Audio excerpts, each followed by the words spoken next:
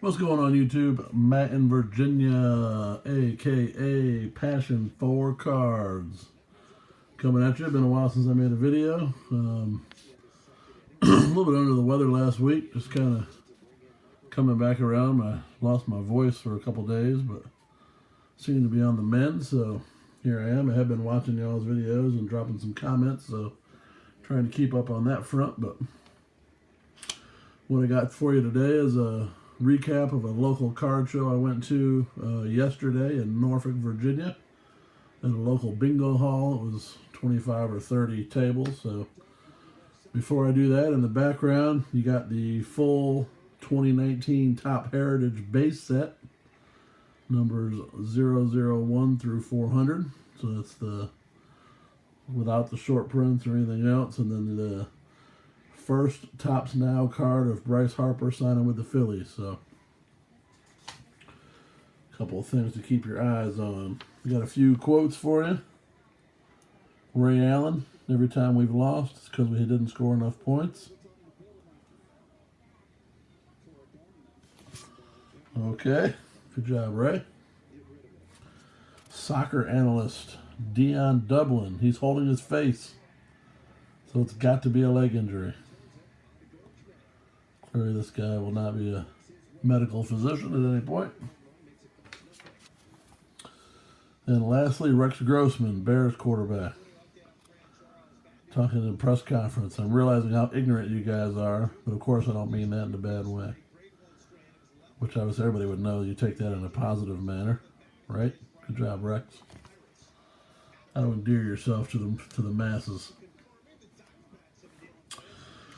So I'm going to start showing some cards. Basically, I picked up a bunch of 1963 Topps baseball. That's the current set I'm working on. I actually was able to pick up 55 cards at the show to take off my list of what I needed. While I'm showing you the cards, I'm going to just talk a little bit about the show and what went on. So, show was like 9 to 4, I think, something like that. Like I said, in Norfolk, Virginia. Me and my buddy from work, Chris, we met at the show about 9:30 to check it out and see what happened. He had been there a few times. I had never been to this show. And he said it's usually, it's okay. Like he said, not very big, 25, 30 tables. A mix of sports, a mix of modern, a mix of vintage. So I hadn't been to a card show in quite some time, so I said I'll happily meet you over there. So we walk in, and the very first table I come to, guys got a nice assortment of vintage Topps, including a bunch of 63s, which is really what my focus was going to be during the show.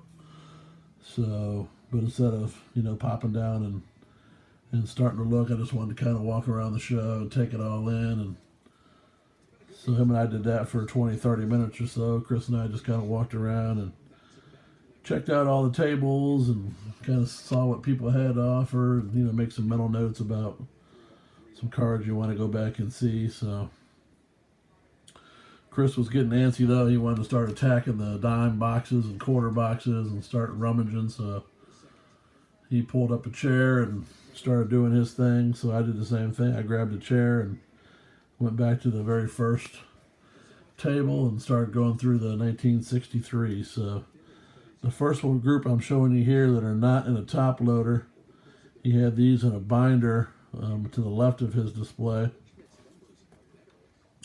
He had them all for $2 each, of course all commons. So I was going to go through the binder first, and then at the other side of his table he had a box of top-loaded 1963s with a little better condition and some high numbers and stuff, so I figured I'd hit that last. So I sit down at the binder and I start going through it. I got my notebook with me, and I'm old school. I got the notebook with my pencil, and I'm crossing off the ones I need and steadily going through, and I get probably about halfway through my list, and I just feel this presence like staring over me. Well, first I had another guy come up to me, just kind of ask what I was doing, and and told me, I was just a set builder and just, trying to find the cards I need for my set. We had a nice little conversation, and the vendor of the table was a real nice guy. He does some other shows, and there's a great Wally Moon unibrow. But then I'm sitting there, like I said, I'm going through, and I feel this presence kind of staring over me and leaning over me, and thinking to myself, what the heck's going on? And finally, I set my pencil down, and I look up, and much to my surprise, who do I see? Garrett, a.k.a. the Card Cutter, YouTube Hall of Fame member, YouTube TTM extraordinaire, is standing there. And I think he recognizes me, but I'm not 100% sure. I recognized him right away obviously from his videos. And I stood up and said, hey, what's going on? And he said, as soon as I talked, he said he recognized that voice 100%. So he knew who I was. So, we exchanged pleasantries, and so first time, I've been on YouTube about a year now. Excuse me. First time I've met another YouTuber live. And I have thought that day that, Garrett might show up at the card show. I knew he lived local. He lives in Virginia Beach. I live in Suffolk. We're probably about a half an hour apart. So I knew he lived in the area. Of course, I didn't know if he was in town but I have thought that he might show up at the card show, and sure enough, he did. So Garrett, a.k.a. Card Cutter, and myself got to meet and got to chat for a few minutes. Introduced him to my buddy Chris, because Chris, the guy I work with, is a big TTM guy. Of course, Garrett is as well. It's something I don't really do, but I got to introduce Chris and Garrett, so they kind of hook up and exchange some information as fellow TTMers. And then we just kind of, split up and went on our merry way. But it was very cool to meet Garrett. Garrett, glad you showed up at the card show. Very cool to meet you and chat with you. And maybe some of these other card shows like Chantilly and some of the other bigger ones up in Northern Virginia. Maybe you, me, Chris, and I know you got a buddy there with you. I didn't meet him, but we'll have to talk about potentially carpooling and catching some of these other shows now that we've kind of met and introduced ourselves. So I'll go on one of your videos and shoot you my cell number, Garrett, so you'll have it in case you want to hook up and hit a card show or card shop, or you want to come by the house and check out the collection or any of that good stuff. It was fun, and definitely like to do it again. So after Garrett kind of came through and did his thing, I went back to my binders, and then here's the first one you see in a top loader. So I finished up the binders, went to the other side of the table, sat down at the box with the top loaders and started going through those as well. So you can see I got a little more higher quality stuff here. Got the Hank Aaron, Willie Mays, Ernie Banks, Cepeda Robinson. Great card here. Great leader card. Is a bunch of Hall of Famers. So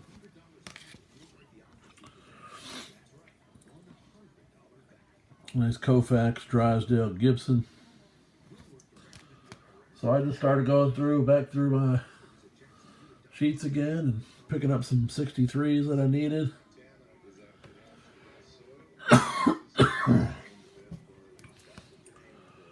Took me another probably half hour or so to do that and mark them off, and Chris was overdoing his thing. He never pulled his head out of the dime box. I think he ended up getting, 120, 130 cards out of the dime boxes. All kinds of different stuff. He's a Mets fan, so he got some Mets and some other stuff that he likes to collect. And I ended up, like I said, with 55 of these cards from 63. I paid about $160 for them, so about $3 a card. So all in all, I thought I did pretty good. Of course, they're not Gem Mint 10s, but I think most of them are in decent condition for me for building my sets. So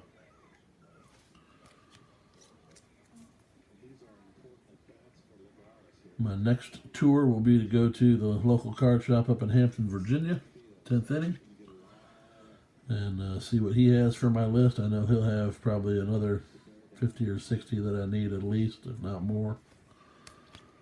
And then we'll start going online and chipping away at the rest. But this is a really, really beautiful set. Having fun putting this together.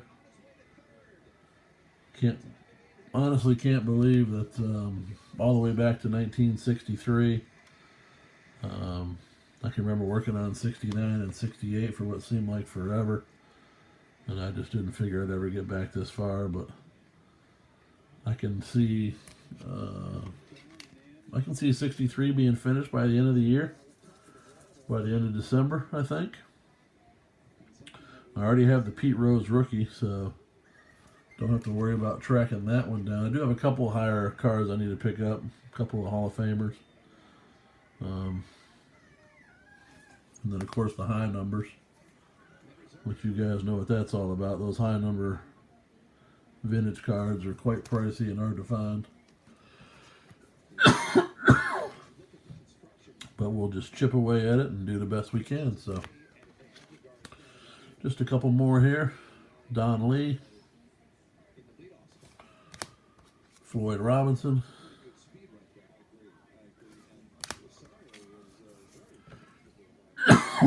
Ty Klein.